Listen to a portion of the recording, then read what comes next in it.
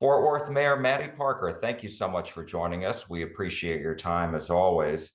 So you've outlined your priorities for the next budget, and the city has proposed it.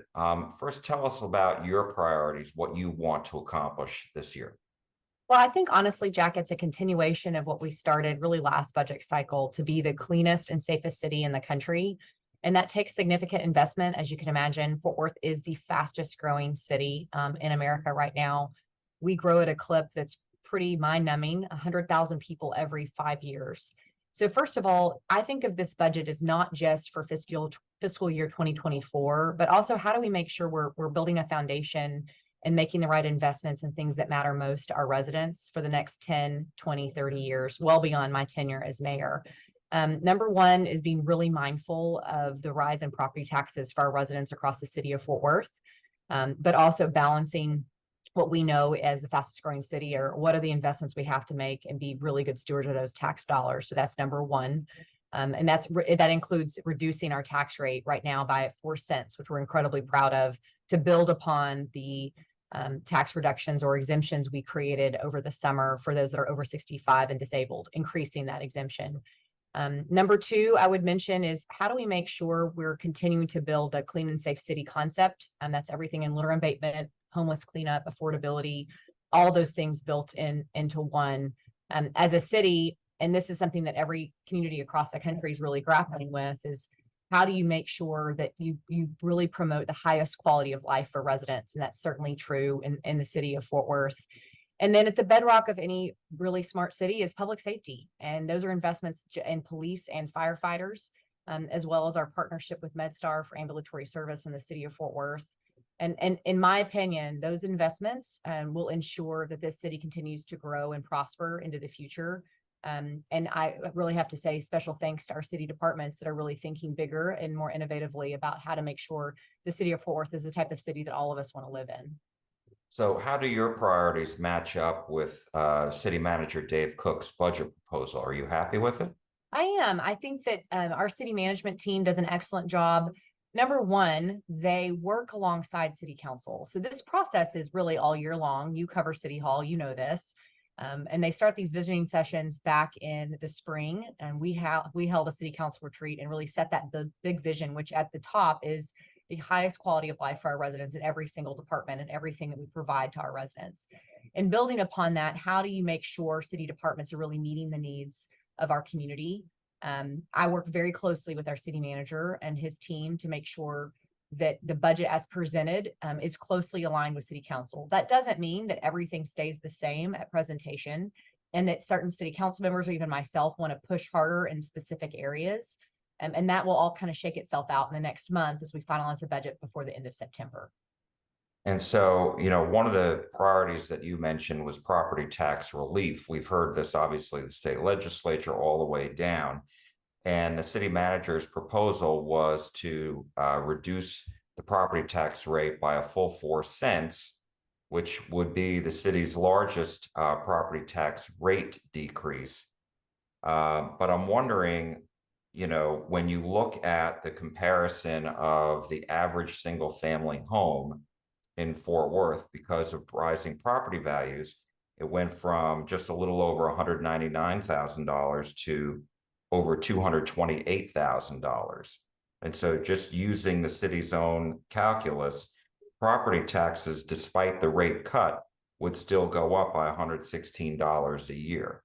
Are you okay with that? I think you have to balance what the needs for our residents are in a growing city. You cannot add over 100 police officers and 76 firefighters and cut revenue by up to 40 to $50 million, which is what some people are calling for in the no new revenue tax rate. And candidly, no one wants to touch public safety. That's 75% of our budget. So when I talk to residents, I think about this in my own home. Your property tax bill, 1/3 of that goes to the city of Fort Worth. That's everything from trash service, your streets and roads, your lights, public safety. We've already talked about those things, parks, libraries, etc. So for $116 more per year, are you getting what you need? Now, the important thing is we haven't set the tax rate yet, Jack. Yesterday, our vote really was to set the ceiling, and we could lower that more. And that's the process you're seeing, the scrub. Like, are we making sure we are as incredibly We are fiscally conservative as possible while also making sure that we're planning for future generations in the city of Fort Worth. I think we're close to that right now. Look, if we weren't the fastest growing city in the country, we probably could cut that rate down. But it's a balance, and for some homes, it's $100 per year savings that to cut 40 to 50 million dollars out of the city budget to keep that level that rate stable is something that would be incredibly difficult for our city to do.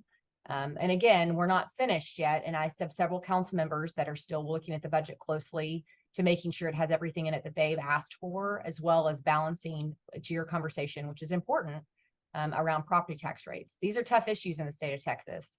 And I know our legislature is not really done with that yet either. We've got a referendum in November to finalize what the school property tax rates look like to continue to buy down what homeowners are paying every single year. And so let's talk a little bit more about the new positions that the city has proposed for the police department and the fire department. So the police department, 106 new officers in the police department. And one of my colleagues, Jason Allen, spoke to Chief Noakes recently, who said that they were still down 140 positions. So now the city wants to add. And so my question is, there's a nationwide police shortage. There's a huge need across the country. How does Fort Worth plan on attracting new officers to the city to make up for the 140 positions that you're down, and then increase that by 106 positions on top of it? It's all hands on deck, and it takes a variety of different initiatives to make sure we have the best police department in the country, which I believe we do right now. When it comes to recruitment, and I talk to colleagues across the country that serve as mayors or in leadership positions, this is probably the top concern for them when it comes to public safety. How do you recruit and retain top officers from the profession in an environment in some places that become increasingly more hostile? So number one, we're very thankful for our community members who support the 4th Police Department. And I know that Chief Noakes and his command staff have ensured that we've transitioned into a truly pro-police and pro-community model. Policing has changed in the 21st century. We all understand that.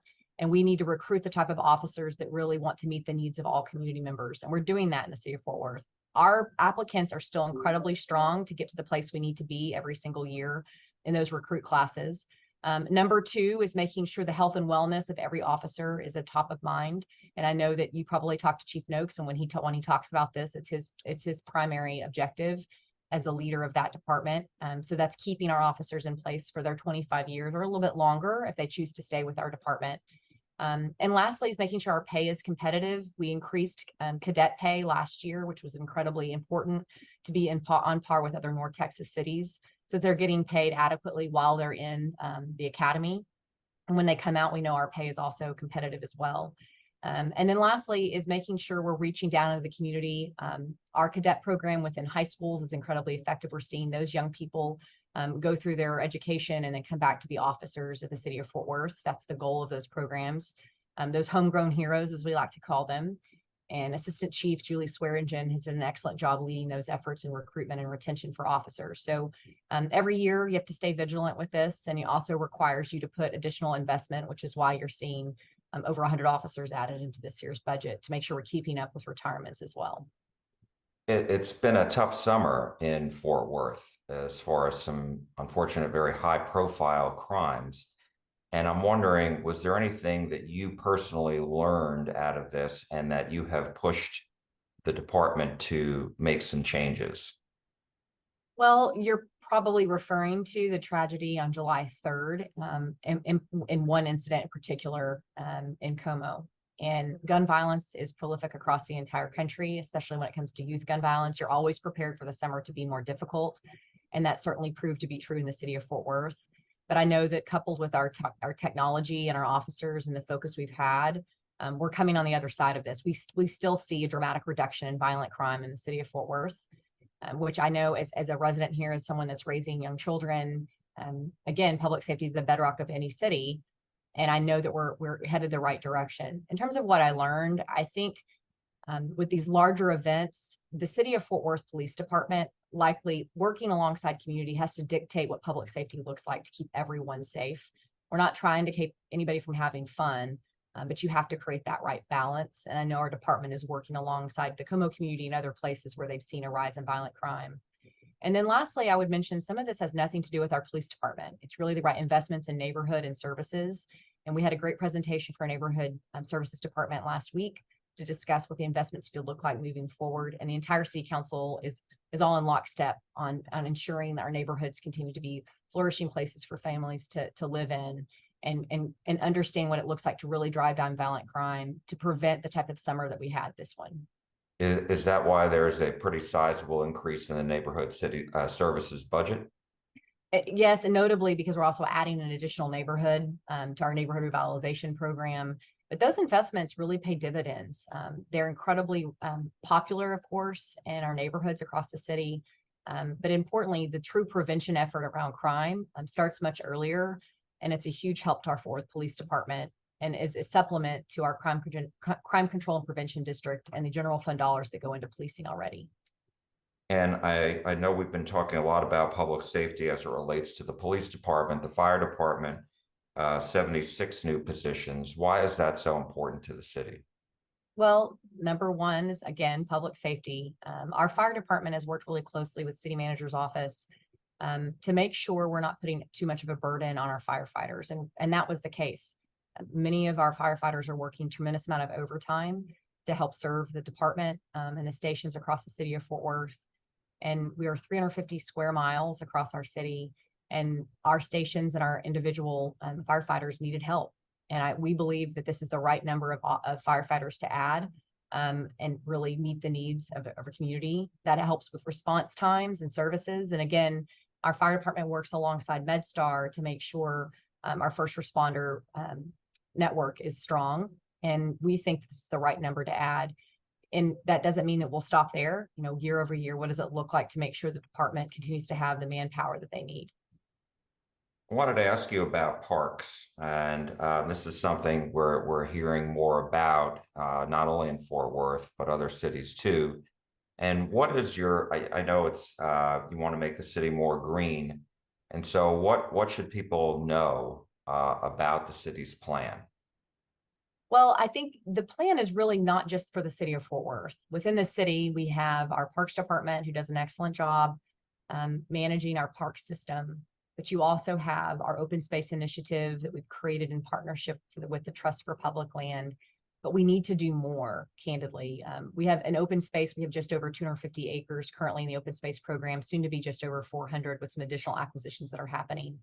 But let me put it in numbers for you. The city of Fort Worth is only half developed, Jack. And we know right now over 100,000 acres that are undeveloped in the city of Fort Worth. And we need to make sure we're not paving paradise and set really bold vision and goals in cooperation with our other partners, both Tarrant County, our other municipalities across the county that touch Fort Worth, Tarrant Regional Water District, and others, to make sure we're preserving green space and open space for future generations. And it can all be a network around the Trinity River and our trail system, our park system. But in my opinion, what we've been missing in the city of Fort Worth is the right private-public partnership to help to set those bold visions, and we'll be laying those out in the next few months. So is that like a master plan of this undeveloped space?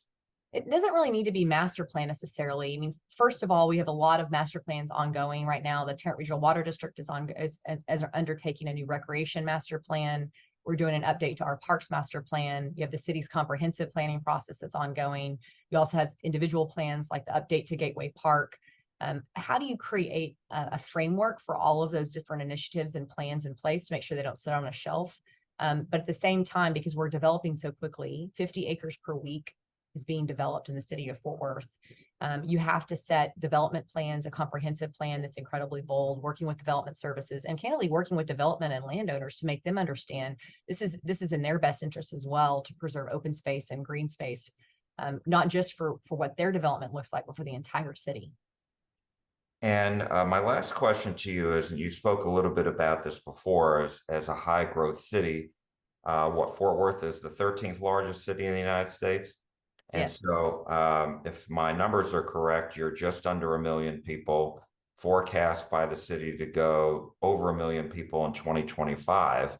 And I'm wondering, when you look out at the next 10 years or so, where is the population headed? I mean, how many, you said that they grow by every 5 years by how many people? 100,000 people. 100,000. Okay. So in 10 years, that's 200,000 people, right? Right. So I'm wondering, in some cities, Houston, even in Dallas, there are some concerns being expressed right now that their budgets, those city budgets are really on a cliff right now because they're unsustainable because of the growth.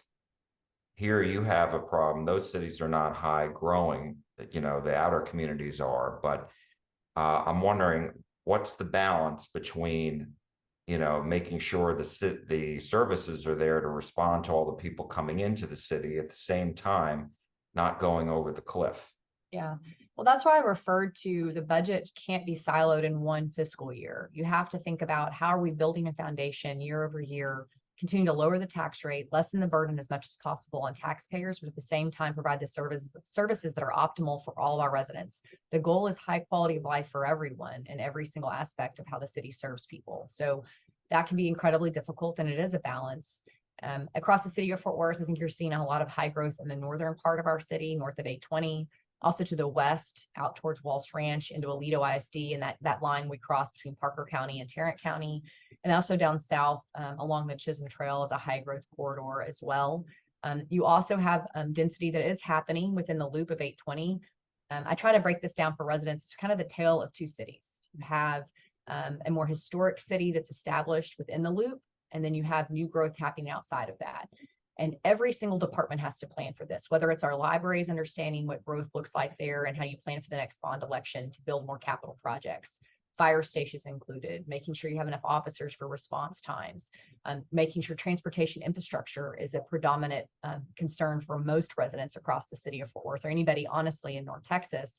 And those projects are not funded just by the city of Fort Worth. That takes careful collaboration by Tarrant County, the North Central Texas Council of Governments, led by Michael Morris, of course, TxDOT, and then federal grant programs that are passed through, usually through North Central Texas Council of Governments and TxDOT. So these are complicated things to work on together, and it takes an incredible amount of vision, not just from a mayor and council, but also from city managers and other local leaders to make sure we're headed in the right direction. In terms of a cliff stopping us from growth, I don't see that happening. Neither does any demographer. The high growth opportunities in Tarrant County, people want to live here. And when I meet someone new to Fort Worth, I'm always struck by the conversation of what brought them here in the first place and how much they love living in this community, no matter where they came from. And we want that to continue. And you want to make sure that Fort Worth still remains a large city with a small town feel. And right now it does do that because of our investment in neighborhoods, but we have to remain vigilant. Fort Worth Mayor Mattie Parker, thank you so much. We appreciate your time. We covered a lot of ground today. Thank you. Thanks, Jack. I appreciate you.